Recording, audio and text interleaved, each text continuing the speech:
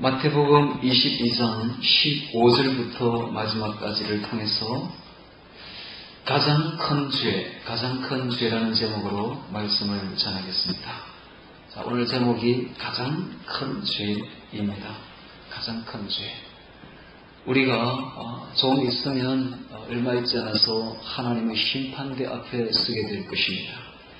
하나님 앞에 서게 되면 가장 큰 죄를 우리가 심판받고 그 가장 큰 심판을 받게 될 텐데, 하늘나라에서 가장 큰 죄는 무엇일까? 이것이 궁금하죠. 이 지상에서 가장 큰 죄는 살인죄, 강간, 도둑질, 이런 게 굉장히 큰 죄로 아주 치부되는데 형법에 의거되죠. 근데 저 천국에서는 과연 가장 큰 죄가 어떤 죄일까? 아주 궁금해집니다. 그것은 가장 큰 죄는 가장 큰 계명을 어긴 죄가 가장 큰 죄가 됩니다. 도대체 그렇다면 가장 큰 계명이 무엇인가? 오늘 성경 마태복음 22장 15절 이하를 통해서 같이 보면서 가장 큰 계명이 무엇이길래 가장 큰 이것을 어기면 가장 큰 죄라고 할까 한번 보면서 우리 인생을 다시 한 번 더 조명해 보도록 하겠습니다. 15절부터 같이 보도록 합니다. 이에 바리새인들이 가서 어떻게 하여 예수로 말의 올무에 걸리게 할까 상론하고 서로 의논하고, 말의 올무, 그들은 메시아를 책잡기 위한 어떤 논쟁을 불리기로 서로 의논을 했습니다. 그래서 예수님으로 하여금 함정에, 드스에 빠지게 하려고 의논을 했던 것입니다. 바리새인들이 자기 제자들을 헤롯 당원과 함께 예수께 보냈습니다. 이 헤롯 당원은 사두개파들입니다. 이 사두개파들은 사두개인이죠. 사두개인. 이 사두개인은 사독가이의 그 뜻인데, 가인은 사람이라는 뜻입니다. 사독의 사람들, 이런 뜻이죠. 사독은 바로 다윗 이후로, 다윗 때의 대제사장이 바로 사독이죠. 그래서 사독은 다윗 이후를 통해서 항상 대제사장이 나온 지파가 바로 이 사독 후손들입니다.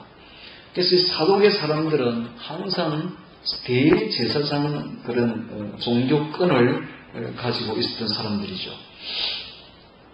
이 종교권을 가지고 있었던 사두개파들은 항상 바리새인과 어울리지를 않았습니다. 바리새인들은 항상 이 사두개인들을 원수처럼 여겼죠.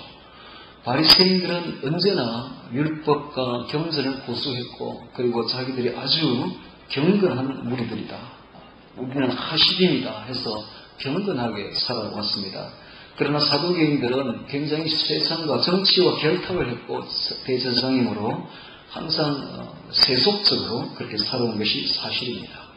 사실 어떤 의미에서 보면 이 사두개파들은 성경을 잘 몰랐습니다. 그들은 모세 오경만 성경으로 인정했고, 그 이후를 인정하지 않았기 때문에 그들은 부활도 몰랐고 아무것도 모르는 게 별로 아는 게 별로 없었어요. 너무나 성경에 대해서 무지했습니다. 반면에 이 바리새인들은 구약 성경 전권을 다 성경으로 인정했기에 굉장히 해박했고 박식했습니다. 그래서 이 바리새파와 사두개파는 절대로 어울릴 수 없는 판입니다. 어떻게 하나가 될 수가 없는 판인데, 예수님을 책잡고 예수님을 함정에 빠뜨리는 데는 둘이 하나가 됩니다. 자, 이걸 보면 참으로 악인들은 진리에 대해서 공통된 정오심을 가지고 있다는 것을 알 수가 있습니다. 진리를 책잡고 진리를 무너뜨리기 위해서는 자기하고 전혀 맞지 않는 원수들까지도 야합해서 함께 진리를 공격한다는 사실을 우리가 알 수가 있는 것입니다. 자, 이렇게 해서 헤롯 당원들과 함께 예수께 보내어 말하되, 선생님이여, 우리가 아노니 당신은 참되시고 참으로서 하나님의 도를 가르치시며 아무라도 꺼리는 일이 없으시니 이는 사람을 왜 물어보지 아니하심이니이다 하고 아주 칭찬을 합니다. 그러나 이것은 속에 칼을 품고 있는 칭찬이죠. 77절에 그러면 당신의 생각에는 어떠한지 우리에게 이르소서 하면서 아주 양도 논법을 펼치게 됩니다. 이 양도 논법이 뭔가 하면 양쪽에 날이 서 있는 그런 논법이죠. 즉 이러지도 못하고 저러지도 못하게.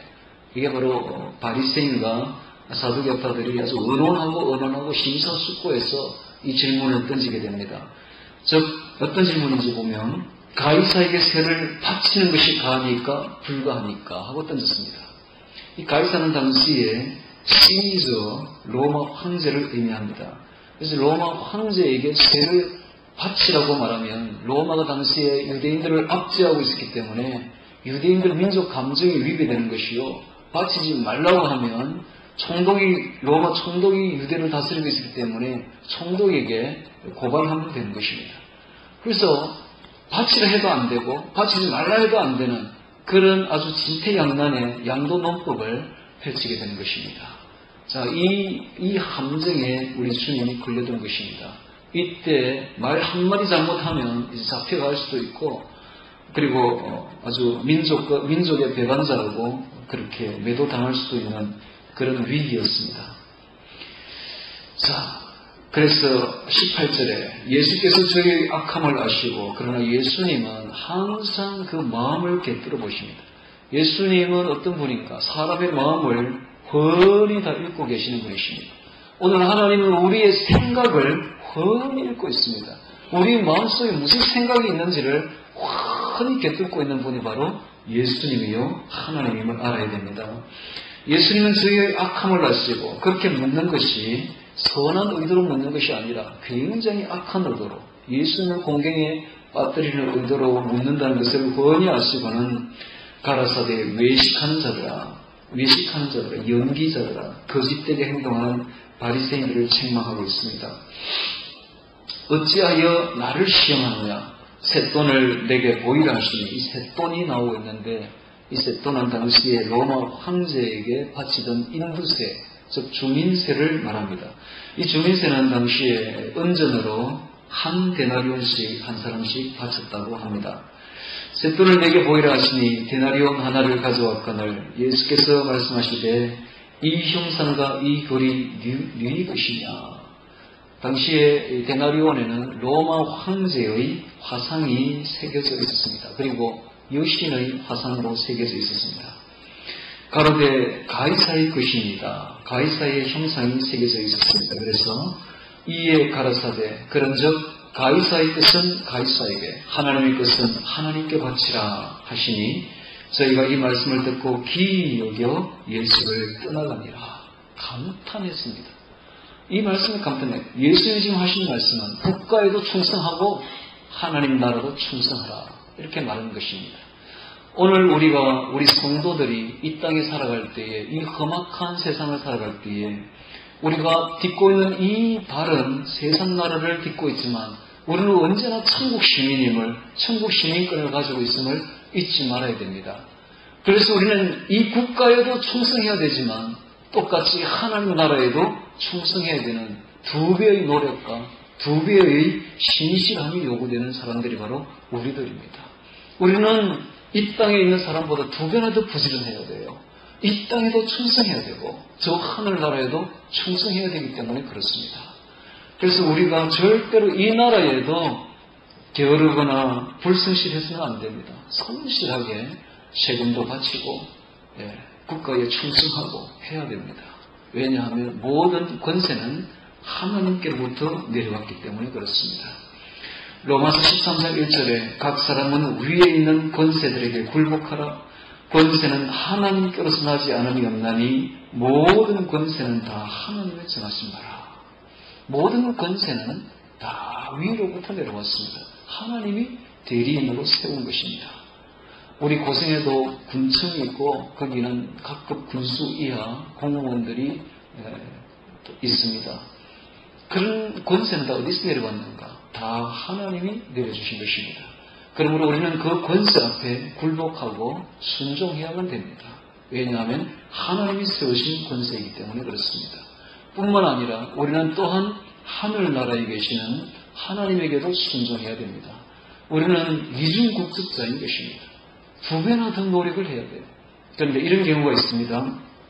역사적으로 보면 국가가 하나님과 완전히 위배될 때가 있습니다. 지금 우리나라는 국가가 하나님께 위배되는 게 없습니다.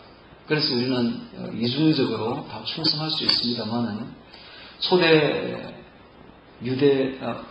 교회 시절에 그 로마가 박해할 시절이라든지 뭐 이럴 때에 국가가 하는 일이 하나님께 완전히 위배될 때 우리 성도는 어떻게 되는가?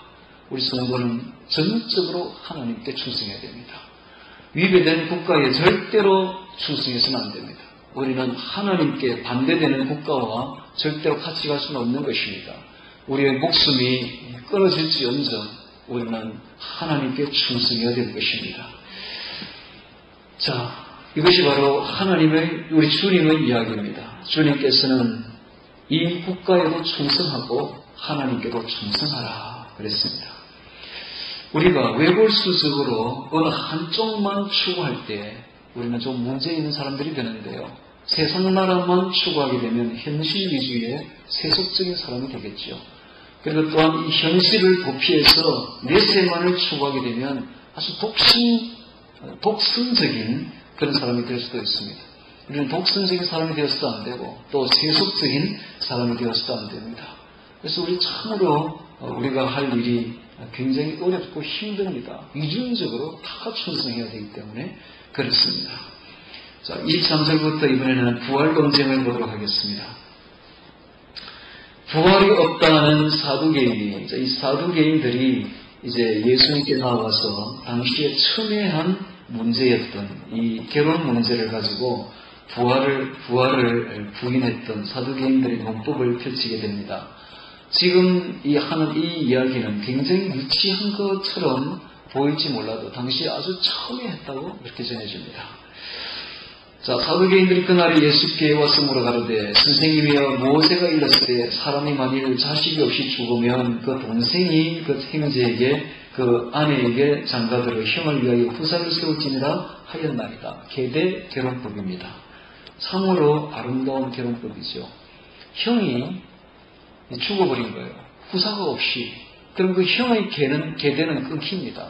그 끊긴 형의 계대를 이어주기 위해서 동생이 그 아내에게, 형의 아내, 형수에게 장가들어서 자식이 나오면은 그 첫째 아들을 형의 계대로 입적시키게 되고 그 형의 재산과 형의 계대를 이어가게 그렇게 했던 것입니다. 얼마나 아름답습니까? 정말 그 동생은 희생했어야만 했었습니다. 형을 위해서. 이런 아름다운 제도가 있었던 것이 바로 유대 나라였는데요. 자, 25절에 우리 중에 7형제가 있었는데 이건 이제 지어낸 이야기겠지요. 맞이 장가들었다가 죽어 후사가 없이 죽었습니다. 그 아내를 그 동생에게 끼쳐두고 그 둘째와 셋째로 7째까지 그렇게 하다가 최후에 그 여자도 죽었나이다. 그런즉 저희가 다 그 여자를 취하였으니 부활 때에 7 중에 누구 아내가 되리까? 아주 자기들이 지어낸 이야기인데 어리석은 질문을, 유치한 질문을 하고 있습니다. 예수께서 대답하여 가르치되 너희가 성경도 하나님의 능력도 알지 못하는 거로 크게 오해하였도다. 성경도 하나님의 능력도 알지 못하는 거로. 자, 이 사두개인들이 성경에 대해서 전혀 알지 못한다는 것을 예수님이 지적하고 있습니다. 오늘 우리가 성경을 볼 때에 항상 성령님께 물어야 됩니다. 성령님 내 눈을 밝히사 보게 하여 주시옵소서. 깨닫게 하여 주시옵소서. 시편 119편 18절에 내 눈을 열어서 주의 법에 귀한 것을 보게 하소서. 어두운 내 눈 밝히사 진리를 보게 하소서 하고 기도해야 되는 것입니다. 하나님, 나는 우둔합니다. 나는 너무너무 우둔해서 진리를 보고 깨달을 수가 없습니다. 주여 저의 눈을 밝히사 깨닫게 하여 주옵소서 하고 기도해야 됩니다. 저도 조금 전에 올라올 때에 그 기도를 드렸습니다. 하나님, 우둔한 자를 세우셨습니다. 하나님, 저는 지혜가 없고 깨닫는 것도 없고 우둔합니다. 주께서 깨닫게 하여 주옵소서. 깨닫게 하여 주옵소서. 자, 그렇게 하면 성령님께서 깨닫게 해주십니다. 지혜를 무궁무진하게 열어주시고 알게 해주시는 것입니다. 그래서 우리는 항상 성경을 읽을 때에 성령님의 도움을 받아야 됩니다. 성령의 조명이 없이는 우리는 성경을 절대로 알 수도 없고 볼 수도 없습니다. 여러분, 이 성경책이 참 희한한 책이에요. 이것을 대학교, 대학원, 박사 학위를 받은 사람이 이걸 봐도 이거 모릅니다, 이건 절대로 보이지 않게 되어 있어요. 그런데 별로 지식이 없어도 성령이 충만한 사람이 이걸 보면 헐이 다 보여요. 성령께서 다 가르쳐주시기 때문에 그렇습니다. 성령 충만한 사람이 이 책을 보면 한 번 딱 보면 눈이 떨어지지가 않아요. 계속 성경만 보게 되어 있습니다. 제가 성령 충만하고 난 뒤부터 지금까지 매일같이 몇 시간에 걸쳐서 아침마다 성경을 보고 있는데 오늘 아침에도 그렇게 했습니다. 그렇게 보고 있으면 너무 좋은 거예요. 너무너무 좋은 거예요. 아침에 성경을 읽지 아니한 날은 마치 밥을 굶은 날 것 같아요. 내 영혼이 힘이 없어. 그런데 아침에 성경을 읽고 나면 내 영이 힘을 얻습니다. 오늘 먹을 양식을 얻었기 때문에 영이 힘을 얻는다. 참으로 이 성경은 성령으로 보는 것입니다. 성령으로. 이스라엘의 그 광야에 있었던 성막에 들어가게 되면 그 성소와 지성소가 있는데 성소에는 세 가지 물건밖에 없죠. 저기 지성소 앞에 있는 것은 분향단입니다. 이 분향단은 바로 휘장 앞에 있기 때문에 어쩌면은 저쪽에 지성소에 거의 속한 물건이에요. 그럼 성소에는 두 가지 물건밖에 없는 거예요. 왼쪽에는 등대가 있고 오른쪽에는 떡상이 있습니다. 이 왜 성소에 두 가지 물건밖에 두지 않았는가? 이건 굉장한 의미가 있습니다. 성소에 들어가게 되면 깜깜합니다. 빛이 들어오지 못하겠습니다. 왼쪽에 있는 등대에 불이 밝혀져야만이 오른쪽에 있는 떡상이 떡이 보이기 시작합니다. 왼쪽에 있는 등대는 바로 성령의 조명을 의미하고 오른쪽에 있는 떡상은 바로 예수님의 말씀을 의미합니다. 즉 성경 말씀을 의미합니다. 이 성경 말씀은 왼쪽에 있는 성령의 조명이 비춰질 때에만이 훤히 보이는 것입니다. 성령의 조명이 비춰지지 않는다면 아무리 성경을 봐도 절대로 보이지 않습니다. 자기 마음대로 해석해버리고 결국은 이단이 되어버리고 맙니다. 이단이 이렇게 해서 생기는 거예요. 성령의 조명이 없으니까 옳은 대로 인도가 안 되는 것입니다. 오늘 성령이 충만한 성도들은 성령이 충만한 사람이 말씀을 전하면 훤히 알아듣습니다. 그리고 옳다고 동감합니다. 그런데 성령이 충만한 사람이 이단들이 무슨 말을 전하면 딱 튕기게 돼 있어요. 제가 옳지 않네, 틀렸네, 대변을 알아듣습니다. 영은 영끼리 통하는 거예요. 성령이 충만한 사람이 전하는 말씀은 성령이 충만한 성도들이 들으면 굉장히 기뻐합니다. 하나님의 말씀이요, 주님의 음성이기 때문에 그렇습니다. 양은 주인의 음성을 듣게 되어 있습니다. 양은 강도의 음성을 절대로 듣지 않습니다. 마찬가지로 이 사두개파들이 성경을 보기는 보았는데 알지를 못해. 성령이 충만하지 못하니까. 그래서 성경을 모르는 거로, 알지 못하는 거로 하고 말하고 있습니다. 또한 하나님의 능력도 알지 못하는 거로 오해하였도다 라고 말합니다. 하나님의 능력은 그 뒤에 설명을 하고 있습니다. 30절에 부활 때에는 장가도 아니가고 시집도 아니가고 하늘에 있는 천사들과 같으니라. 우리가 저 천국에 올라가면 어떤 존재가 되는가? 바로 시집도 갈 필요 없고 장가도 가지 않습니다. 우리는 바로 영적인 존재가 된다. 신령한 존재가 된다. 완전한 존재가 된다. 거의 신과 같은 존재가 된다고 지금 말씀하고 있는 것입니다. 그래서 우리가 저 하늘나라에 가게 되면 얼마나 아름다운 그런 신령한 몸을 받게 되고 신령한 존재가 되는지 모릅니다. 그래서 장가갈 필요도 없고 시집갈 필요도 없는 것입니다. 본래 하나님께서 남자를 만드시고 하시는 말씀이 독처하는 것이 보기에 좋지 못하므로 내가 여자를 만들어서 아내를 만들어 주마라고 말했습니다. 이 독처하는 것이 보기에 좋지 못하므로 독처, 즉 고독한 것이, 사람이 혼자서 고독하게 사는 것이 하나님 보기에 참 보기가 좋지 못해서 둘이를 만들어서 남자와 여자를 결혼시켜서 둘이 의지하고 그렇게 고독하지 않게 살아라고 결혼을 시켜주신 것입니다.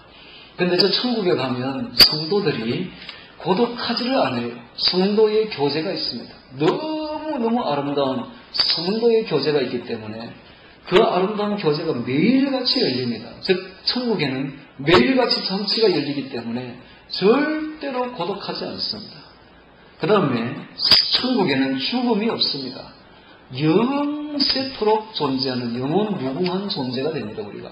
그러므로 더 이상 인구가 늘어날 필요도 없는 거예요.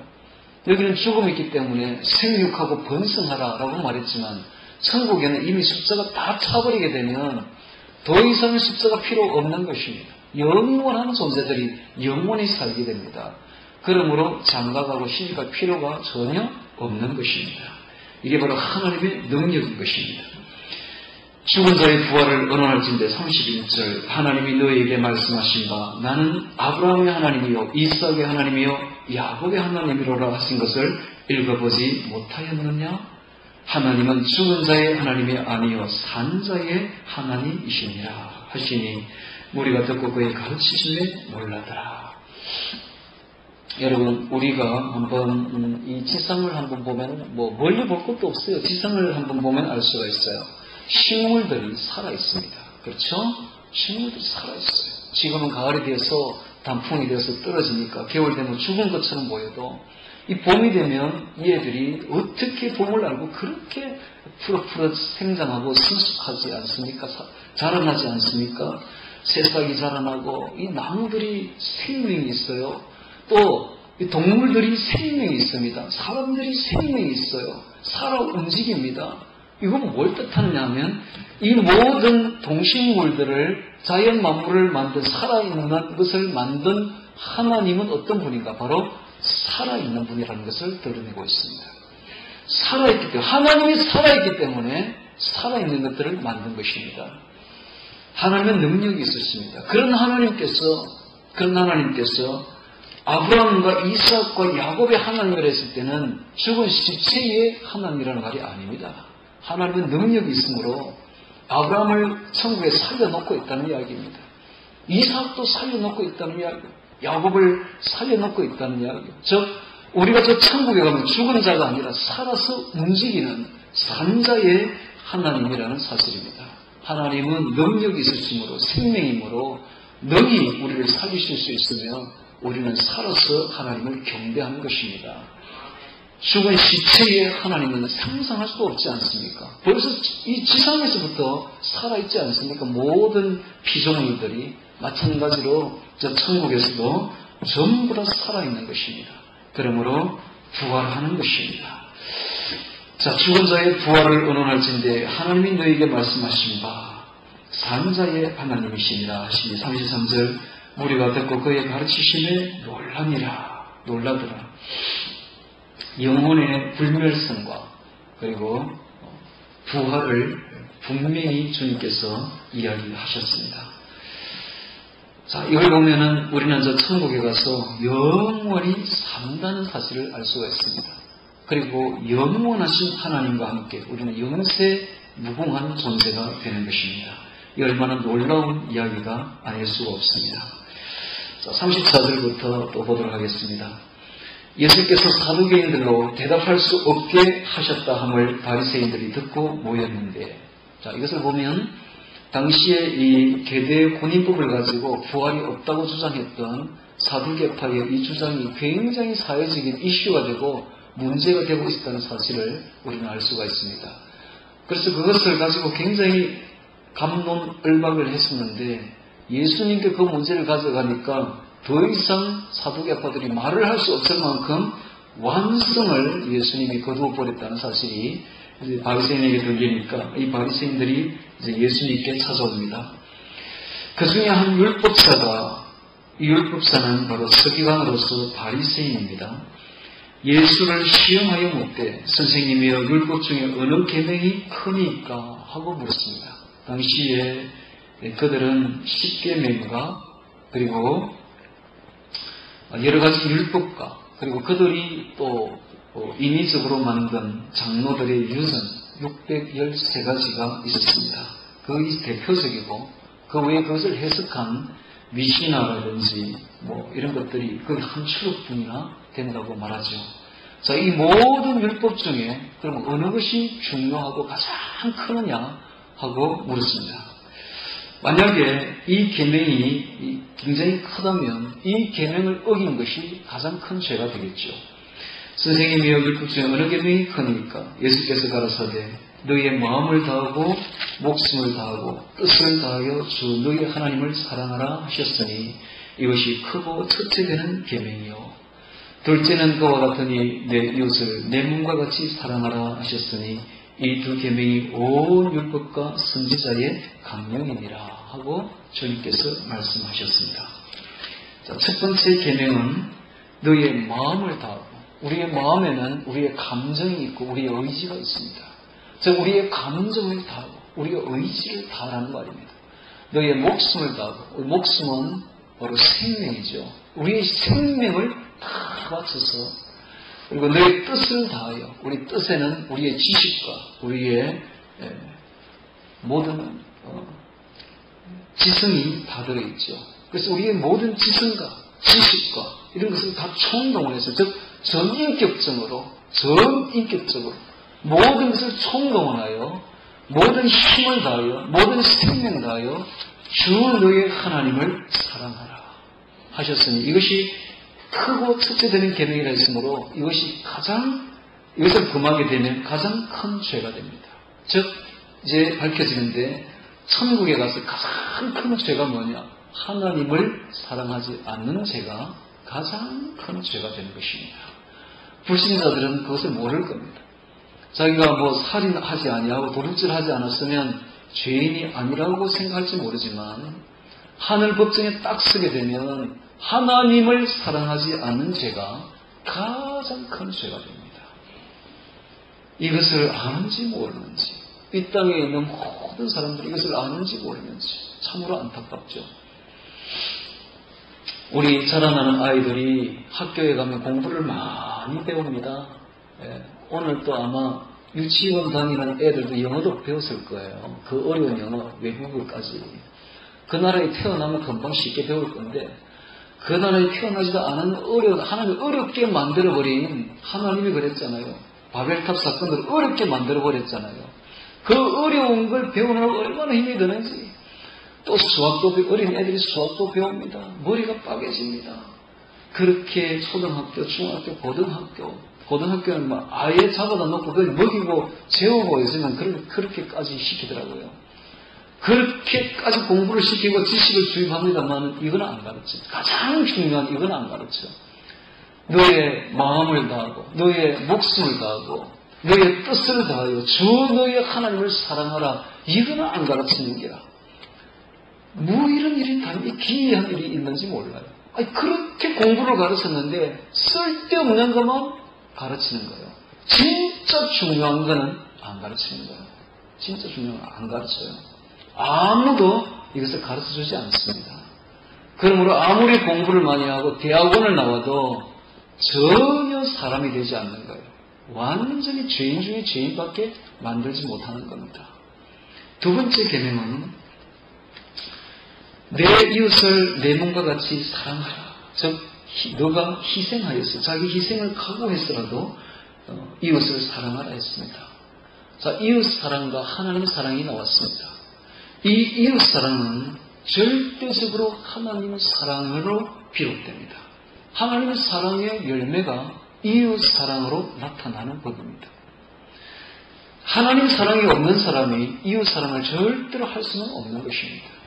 반드시 이 하나님 사랑이 있는 사람만이 이웃 사랑을 할 수가 있는데, 마치 하나님 사랑과 이웃 사랑은 동전의 양면과 같습니다. 똑같은 것입니다. 이 하나님 사랑, 이웃 사랑에 가장 대표적으로 나타난 것이 바로 십자가 사랑입니다. 십자가 사랑.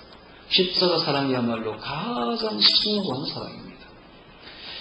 자, 이 말씀을 하고 난 뒤에 누가복음에 보면 율법사가 묻습니다. 그러면 이웃이 누구입니까? 하고 묻습니다. 당시 이것도 굉장히 큰 당시 이슈가 되고 논란이 되는 문제였습니다. 당시에 바리새인들은 자기 계파, 자기 동족, 자기 계파, 바리새인들만 자기 이웃이고 다른 사람들은 이웃이 될 수 없다고 말을 했습니다. 자, 이때 예수님께서 선한 사마리아인 이야기를 하십니다. 선한 사마리아인, 그들이 사람 취급하지 않았던 사마리아 사람들, 외국인과 피가 섞였다는 이유 하나만으로 사람 취급을 하지 않냐고 원수처럼 여기고, 먼 길을 갈릴리로 갈 때쯤 되면 사마리아를 빙 둘러서 갑니다. 사마리아 거치기 싫어서 사마리아 사람들을 상종하지 않으려고 그 정도로 해모스럽게 생각했던 그 사마리아인이 그 죽어서 강도 만난 자의 진짜 이웃이 되어주고 그를 살려주는 사건을 이야기를 하면서 주님께서 율법사보고 묻습니다. 네 생각에는 그 강도 만난 자가 자기의 참 이웃이 누구겠느냐? 라고 물었습니다. 그러자 그가 선한 사마리아인입니다 하고 대답합니다. 너도 가서 이와 같이 하라 라고 말했습니다. 여러분, 어쩌면은 우리가 전에 강도 만난 자였는지도 모릅니다. 우리가 강도 만난 자가 되어서 죽어가고 있었을 때에 주 예수님께서 선한 이웃이 되어서 우리에게 오셔서 우리를 살려주셨지 않습니까? 우리 주변에는 강도 만난 자들이 몰려 있습니다. 신음하고 있습니다. 우리를 부르고 있습니다만은 우리가 과연 강도 만난 자의 선한 이웃이 되어 주었습니까? 정말 그들의 선한 이웃이 되려면 주님의 사랑을 받은 사람만이 할 수가 있습니다. 주님의 사랑을 한 몸에 받았던 우리도 역시 이제는 선한 이웃이 되어야 되지 않겠습니까? 선한 이웃이 되어서 그들에게 다가가서 그들을 구원해 줘야 되지 않겠습니까? 자세히 보면 모두가 다 강도 만난 자들입니다. 모두가 다 어렵고 힘들고 우리의 도움을 요구하고 있습니다. 아무것도 바라지 말고 계산하지 말고 가서 그들에게 전적으로 희생적으로 도와줘야 되는 것입니다. 하나님이 이것을 요구하고 있습니다. 이것을 어기게 되면 이것도 큰 죄가 됩니다. 이것도 학교에서 가르쳐주지 않습니다. 그래서 이 이웃이 누구냐? 이웃은 바로 우리 가까이 있는 사람들이 이웃입니다. 내가 항상 보는 사람들, 내가 항상 자고 나면 부닥치는 사람들, 나의 아내도 내 이웃이요.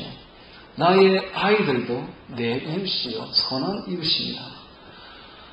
직장에 오면 직장에서 항상 부딪히는 그 얼굴들이 바로 나의 이웃이요. 어디를 가든지 항상 내 가까이서 만날 수 있는 사람들이 나의 이웃들입니다.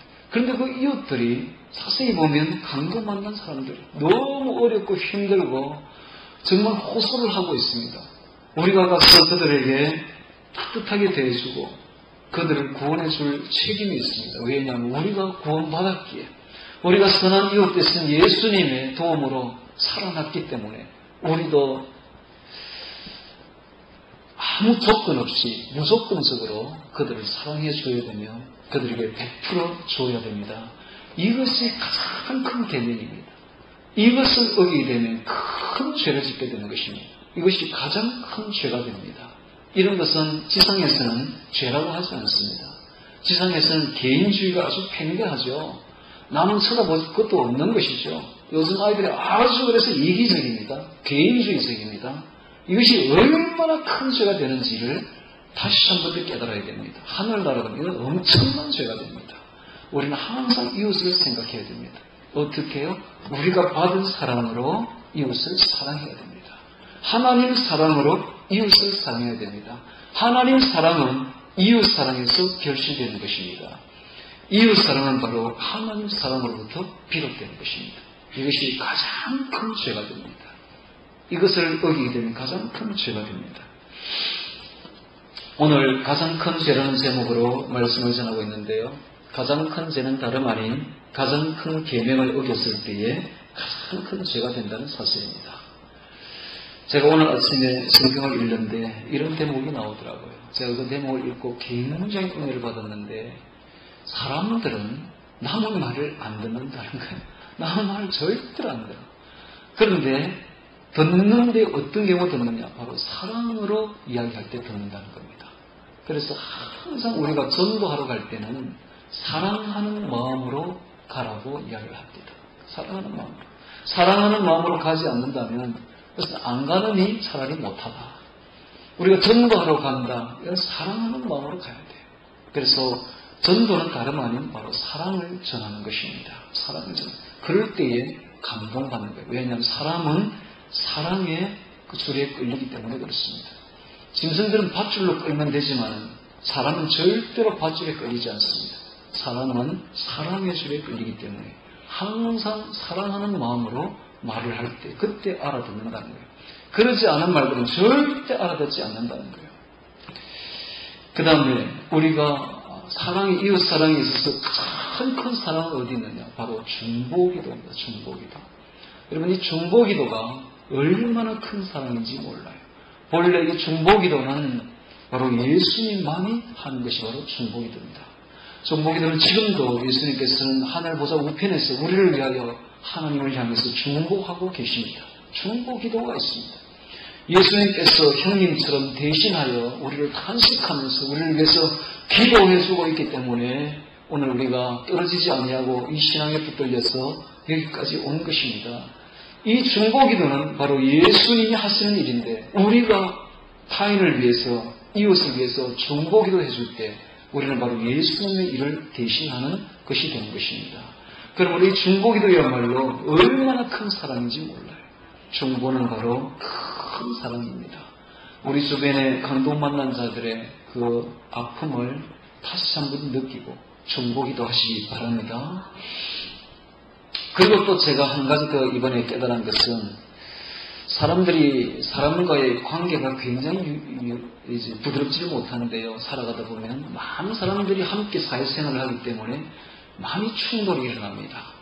그런데 화를 내고 싸우고 충돌하는 것은 왜 그러느냐 하면 약해서. 내가 화를 냈다면 내가 약하다는 증거예요. 저 사람이 내게 화를 내면 저 사람이 굉장히 지금 약해서 그렇습니다. 그걸 아셔야 돼요. 그 사람이 강한 사람이라면 절대 화내지 않습니다. 웃으면서 부드럽게 사랑으로 그렇게 나옵니다. 그 강한 사람들이에요.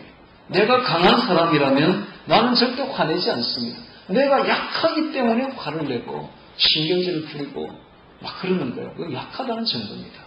오늘 우리가 하나님의 사랑이 없을 때 우리는 약해질 수밖에 없으며 화낼 수밖에 없으며 싸울 수밖에 없다는 사실을 직시하시기 바랍니다. 우리가 강한 사람이 되면, 즉 하나님의 사랑이 충만한 사람이 되면 우리는 절대 화내지 않는다는 사실입니다. 여러분들이 강한 사람이 되시기를 바랍니다. 우리 모두가 다 강한 사람이 됩시다. 하나님의 사랑으로 충만할 때에 이웃도 얼마든지 그 사랑으로 정복하고 덮을 수가 있으며 이웃을 하나님의 사랑이 이웃 사랑으로 꼽힐 수가 있는 것입니다. 41절에 보겠습니다. 이 바리새인들이 모였을 때에 예수께서 그들에게 물으시되, 이번에는 바리새인들이 예수님께 질문한 것이 아니라 예수님이 거꾸로 바리새인들에게 질문하고 있습니다. 너희는 그리스도에 대하여 어떻게 생각하느냐? 네 자손이냐? 하고 물었습니다. 대답하되 다윗의 자손이니이다. 자, 이것은 예수님께서 지금 너희는 나를 메시아로 인정하느냐는 사실은 질문입니다. 자, 그래서 그들이 다윗의 자손이라고 말을 했던 것은 인성만을 지닌 분으로 잘못 알고 있었기 때문에 그런 답변을 했습니다. 가라사대 그러면 다윗이 성령에 감동하여 어찌 그리스도를 주라 칭하여 말하되 시편 110편 1절에 주께서 내 주께 이르시되 내가 내 원수를 내 발 아래에 둘 때까지 내 우편에 앉았으라 하셨도다 하였느냐. 앞에서 말한 주는 여호와 하나님, 즉 하나님 아버지를 말하고 있으며 내 주께 하는 내 주는 바로 메시아 그리스도를 말합니다. 하나님 아버지께서 메시아 예수 그리스도 내 주께 이르시되 내가 너의 원수를 너의 발 아래에 둘 때까지 너는 내 우편에 보좌 우편에 앉았으라 하셨도다 라고 시편 110편 1절에 기록한 것입니다. 그래서 주가 둘 나오죠. 하나님 아버지 주와 내주, 즉 예수 그리스도 내주가 나오는 것입니다. 자, 이 다윗이 바로 그리스도를 내주라고 표현한 것입니다. 내주. 자, 이 다윗은 예수님 태어나기 1000년 전의 사람입니다. 1000년 전에 다윗이 1000년 이후에 오실 그리스도를 향해서 내 주라고 말을 했던 것입니다. 자, 이것을 보면은 그리스도는 바로 영원 무궁한 존재라는 사실입니다. 그의 기원은 영원합니다. 그의 신적 기원은, 예수님의 신적 기원은 영원하고 그의 선제성은 영원한 것입니다. 자, 45절에 다윗이 그리스도를 주라 칭하였은즉 어찌 그의 자손이 되겠느냐 하시니 한 말도 능히 대답하는 자가 없고 그날부터 감히 그에게 묻는 자도 없더라. 자, 그들이 예수님 앞에 한 말도 할 수가 없었습니다. 이 말씀을 듣고, 그리고 감히 예수님 앞에 묻는 자도 그 이후로 다시는 없습니다. 자, 이렇게 해서 예수님과 바리새인들의 논쟁이 끝이 나게 되는데요. 자, 오늘 22장 15절 이하를 통해서 가장 큰 죄라는 제목으로 말씀을 전하고 있습니다. 오늘 예수님께서 말씀하신 가장 큰 계명, 바로 너의 마음을 다하고 너의 목숨을 다하고 너의 뜻을 다하여 주 너의 하나님을 사랑하라 하셨으니 이것이 크고 첫째 되는 계명이요 내 이웃을 내 몸과 같이 사랑하라 하셨으니 이 두 계명이 온 율법과 선지자의 강령이니라 하셨습니다. 자, 이 말씀은 이 두 계명이 사실은 구약의 전부다. 구약을 압축하면 이 계명 두 가지 계명으로 들어온다. 다시 말하면 이 두 가지만 잘 지키면 다른 거는 별로 필요 없다. 이런 이야기예요. 대학 교수가 전에도 이야기했지만 졸업식장에서 대학생들을 모아놓고 하는 말이 여러분들이 지금까지 대학 공부를 열심히 하고 많이 했습니다마는 별로 사회 나가면 쓸데가 없을 것입니다. 사회 나가면 인간관계가 제일 중요한데 그건 대학에서 미처 가르쳐주지 못했습니다. 여러분들이 잘 개발하십시오 라고 말했습니다. 여러분 대학교에서 가르쳐주는 게 별로 쓸데없는 것만 가르쳐. 우리가 진짜 중요한 것은 하나님 사랑하는 것과 이웃 사랑하는 것입니다. 인간관계와 하나님과의 관계가 제일 중요한 것입니다. 이 두 가지만 잘하면 나머지는 배워도 되고 안 배워도 됩니다. 솔직히 크게 중요한 거 없어요. 이 두 가지만 잘하면 하나님께서 가장 사랑하시는 사람이 됩니다. 반면에 우리가 다른 것을 아무리 배우고 잘한다 할지라도 이 두 가지를 놓치게 되면 하나님 법정에서는 큰 죄인이 됩니다. 가장 큰 죄인이 되어버리고 맙니다. 하나님 법정에 섰을 때에 하나님께 칭찬받는 우리 모두가 되시기를 주의 이름으로 축원합니다.